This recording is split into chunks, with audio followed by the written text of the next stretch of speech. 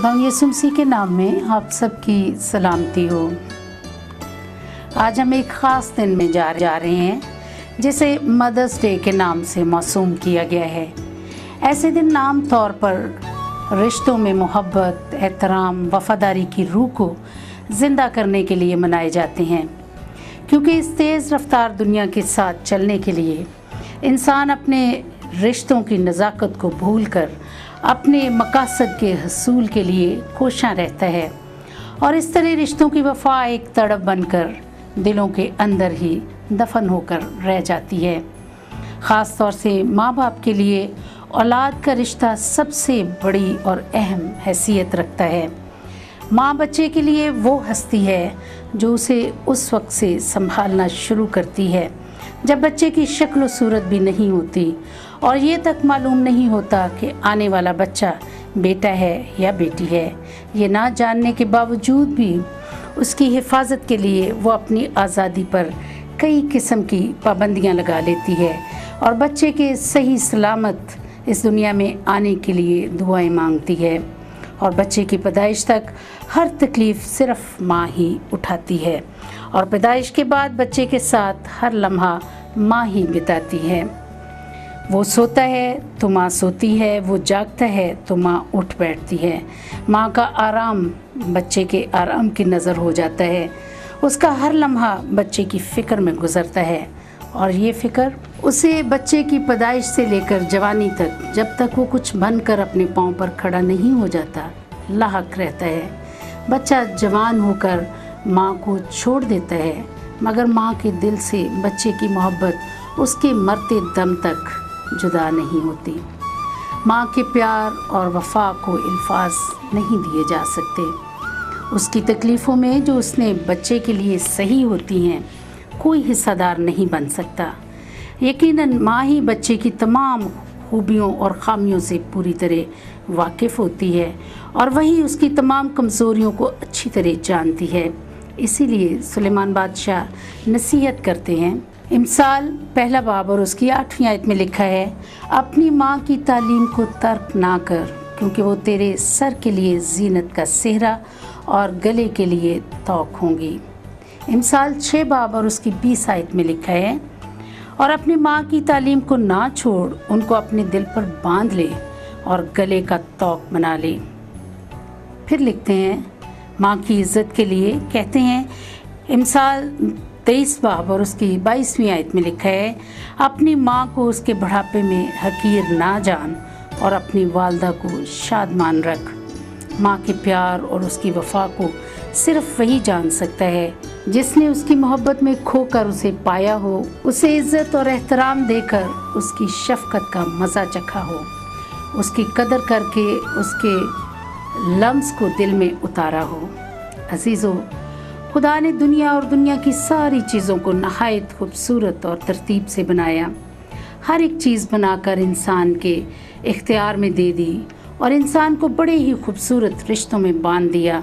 ये रिश्ते आदम और हवा से और फिर औलाद की सूरत में बढ़ने लगे। इन रिश्तों में खूबसूरत रिश्ता जो कुर्बानी और वफ़ा से भरा है, वो माँ का है। खुदा ने जब इंसान को अपने हुक्म सिखाए तो खुदा और खुदा से ताल्लुक़ रखने वाले हुक्मों के बाद सबसे पहला हुक्म यही दिया कि तू अपने माँ बाप की इज़्ज़त करना। कलाम पाक में बाप और माँ की इज़्ज़त के लिए यूँ मरकूम है, तू अपने बाप और अपनी माँ की इज़्ज़त करना ताकि तेरी उम्र उस मुल्क में जो खुदावंद तेरा खुदा तुझे देता है दराज हो। खरूज 21 बाब और उसकी 15 आयत में लिखा है, जो कोई अपने बाप या अपनी माँ को मारे कतई जान से मारा जाए, जो कोई अपने बाप या अपनी माँ पर लानत करे वो कतई मार डाला जाए। कलामी मुक़द्दस में ये जो अहकाम खुदा ने इंसान को दिए, उसमें माँ बाप की इज़्ज़त को पहला दर्जा दिया है। और जब खुदा ने इंसान से ये कहा कि तू अपने बाप और अपनी माँ की इज़्ज़त करना, तो उसके साथ एक बड़ा खूबसूरत वादा दिया है, ताकि तेरी उम्र इस ज़मीन पर जो खुदावंद तेरा खुदा तुझे देता है दराज हो। अगर माँ बाप की इज़्ज़त की जाए तो उसके इफ़्ज़ाने में उम्र की दराजगी मिलती है। हमारी ज़िंदगी ज़मीन पर जैसे कलाम मुक़द्दस में हज़रत दाऊद फरमाते हैं 70 बरस तक 80 बरस तक है, लेकिन उसके बाद एक हमेशा की ज़िंदगी जो हमें मिलती है वो इस इज़्ज़त की बिना पर इस वादे के साथ पूरी होती है। लेकिन उसके बाद जब तरबियत की गई बनी इसराइल की, तो फिर लिखा है कि जो कोई अपने बाप या अपनी माँ को मारे कतई जान से मार डाला जाए। जो कोई अपने बाप या अपनी माँ पर लानत करे वो कतई मार डाला जाए। यहाँ पर हम एक बात पर गौर करते हैं कि अगर तो औलाद जो है वो अपने माँ बाप की इज़्ज़त करती है तो उसके एवज़ उसे उम्र की दराज़गी मिलती है। लेकिन अगर वो अपनी माँ या बाप की इज़्ज़त नहीं करती, उन पर लानत करती है या उन्हें मारती है, तो फिर लिखा हुआ है कि उनको कतई जान से मार डाला जाए। क्यों मार डाला जाए? कि वो वादा जो खुदा ने इज़्ज़त करने पर उम्र की दराज़गी का दिया है, वो उसके एवज़ जो उम्र हासिल करता है वो उम्र उससे छीन ली जाए, क्योंकि वो अपने माँ बाप की इज़्ज़त नहीं करता।